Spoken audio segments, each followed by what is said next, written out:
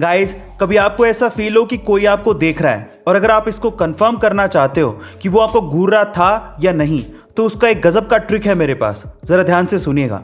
आपको क्या करना है, आपको उसी वक्त उबासी लेनी है और फिर देखो कि क्या वो बंदा या बंदी उसी वक्त उबासी ले रहा है।